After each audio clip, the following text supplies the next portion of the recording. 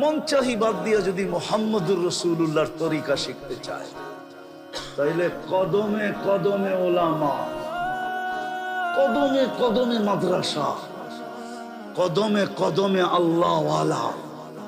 এত আল্লাহওয়ালা এই দুনিয়ার কোন দেশে নেই।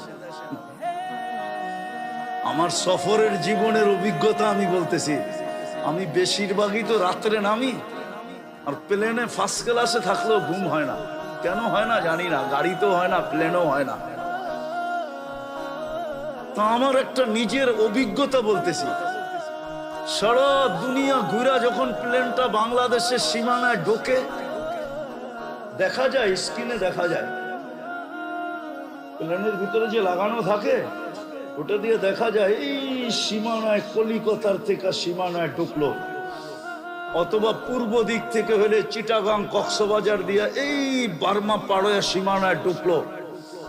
আমার মনে হয় বাংলাদেশের সীমানায় ঢুকলে প্লেনই বলে দেয় যে সীমানায় ঢুকে গেছে। কসম খোদা, আমি আমার অভিজ্ঞতা বলতেছি, শতবারের ফ্লাইয়ের অভিজ্ঞতা বলতেছি। শতবার না, আরো বেশি হবে। কতবার হবে গুনতে হবে। যদিও আমার এই কথাটা অনেকে মানবে না, কিন্তু আমার তাখাইয়ুল বলতেছি, দিলের ধারণা। আমি তো বুঝি যখনই বাংলাদেশের সীমানায় ঢোকে প্লেনের গতি বা প্লেনের অবস্থা বইলা দেয় বাংলাদেশের সীমানায় ঢুকে গেছে। স্ক্রিনে তাকাইলে দেখা যায় বাংলাদেশের সীমানা। আপনারা মানবেন না আমার কথা,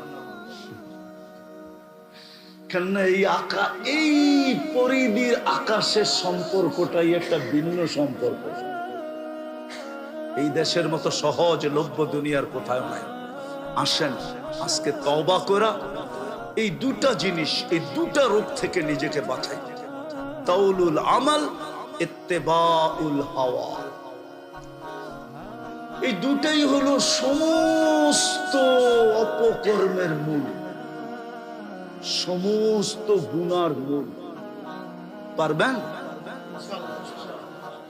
আজকে তওবা করা? পারবেন? প্রথম তওবা করেন। করলেন তওবা? কে কে তওবা করবেন দেখি? পাক্কা? তাহলে বলে দেন আল্লাহ তওবা করলাম। বলেন বলেন বলেন, আল্লাহ তওবা করলাম। নামান, এতটুকুই যথেষ্ট। আল্লাহ এখন প্রথম আকাশে ডাকতেছে, হালমিন মুস্তাগফির ফাগফির আলা। বন্ধুর উম্মত, হায় হায় হায়, বন্ধুর উম্মত, হাবিবুল